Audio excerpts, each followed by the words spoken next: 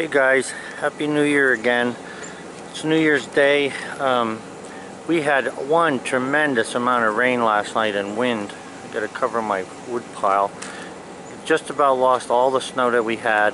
There's only a little pile there where I had plowed not long ago. Gotta fix the dry shaft on the tractor yet, and then I'm good to go with that. So I'll be fooling around with little things today. We gotta go to the store. I don't know why, but we do. So we gotta pick probably a couple things up. Milk and bread. Alright guys, okay guys, so I don't want to bore you to death with more of tractor video, but I just want to show how this thing should look.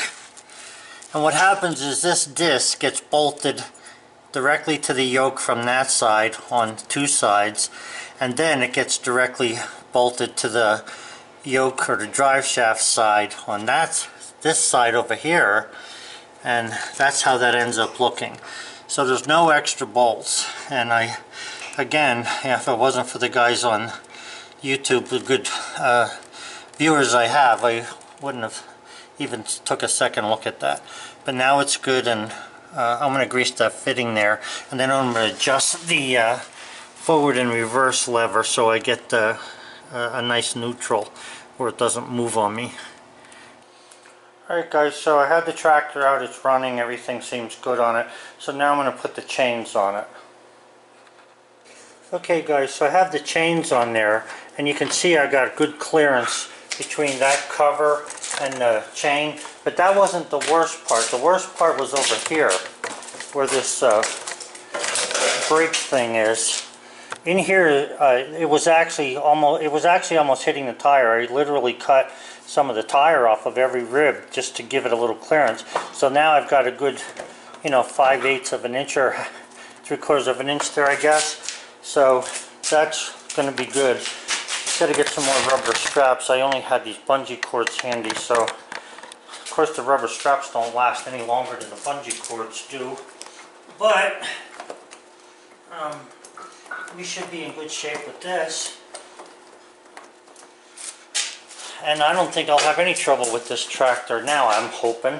Cross my fingers.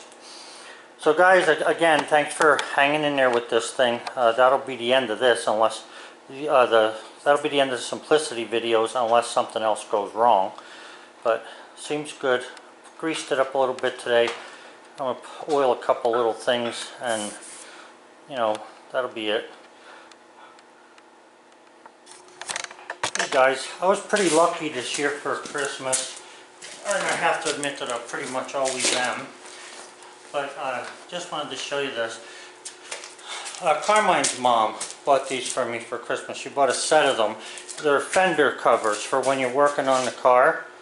So, because I wear suspenders and I have those little metal clips, and they do scratch stuff up if you're not careful. So I thought that was pretty neat. It says Craftsman on them. They're pretty thick. Seem alright.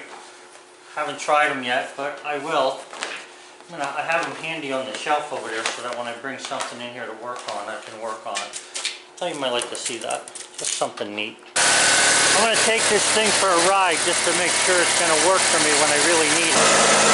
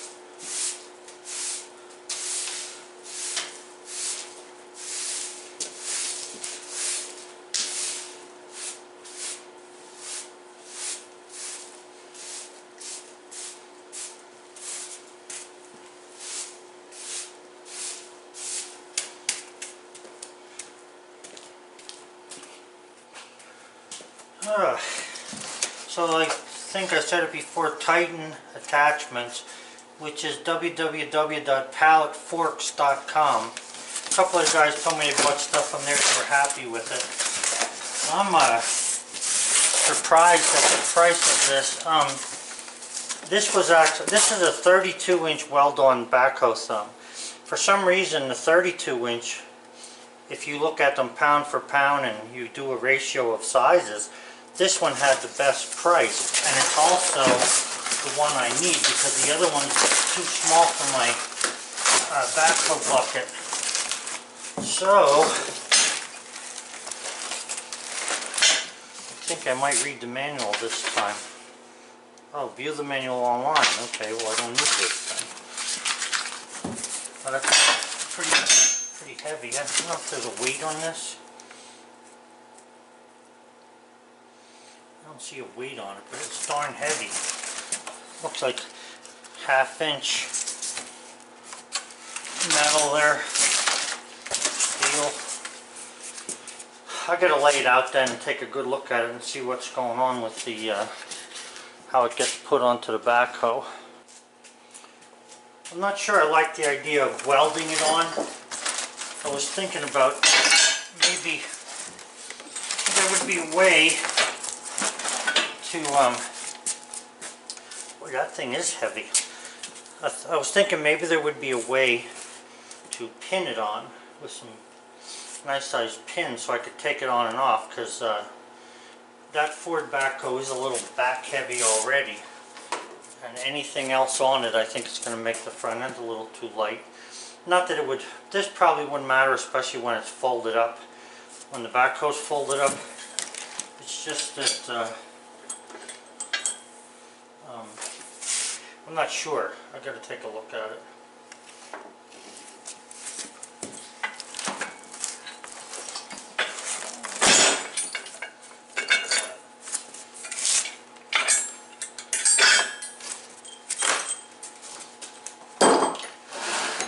Forgot to put the weights on the tractor, the wheel weights. I got to do that yet.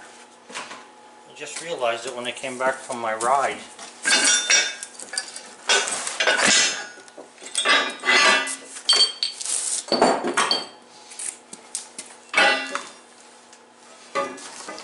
Pretty sure this is the part that gets welded onto the backhoe.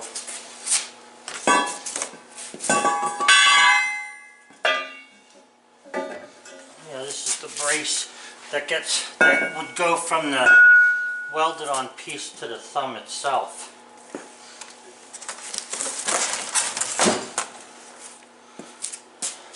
I don't know what kind of steel it's made out of, you know how hard it is, but it certainly is thick enough.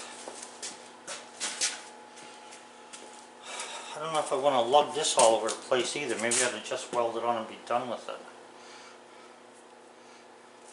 Anyway, that's what you get in the box there, the pins and stuff.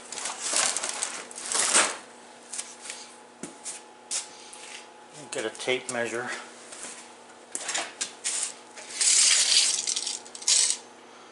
Yeah. 32 inches long, it's 6 inches wide.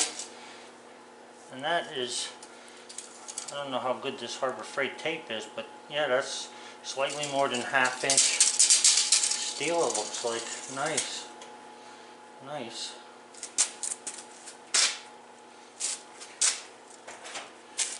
Well, if I start doing this today, Sally is going to have a fit because it's the first of the year, so I got to go back in the house and spend a little time with her. I've already been out here too long fixing the tractor. Guys, I hope you've had a good New Year's. There was a time when I would celebrate at night a little bit, but we didn't do anything last night except fall asleep early. The internet went off for some reason around 10 o'clock, or 10:30 I think it was last night. No internet because of all the rain we had. Oh, that reminds me, I wanted to show you something. Hang on. I was pushing a little bit of the sawdust here with the tractor just to see how it worked. But here's what I wanted to show you. I had started the sawmill today just to charge the battery. I left it run for around 45 minutes. The day before yesterday, I had this barrel was laying on the side there, was totally empty. That barrel is this full now, so that's about, I don't know, 5/8 full maybe, and I think that's 30 gallons, so there's like 25, well 20 gallons I'd say, probably 20 gallons of water in there, and all that did was come off this side of the roof last night. That's how hard it rained after I got done with the tractor and went into the house. Unbelievable. I hate this weather right now. And again, no sun today at all. It's making it impossible for me to dry anything around here. And as far as the kiln goes, I'm looking at 80% or higher relative humidity in there. I can't get rid of it. I can't evacuate it because the humidity outside is worse.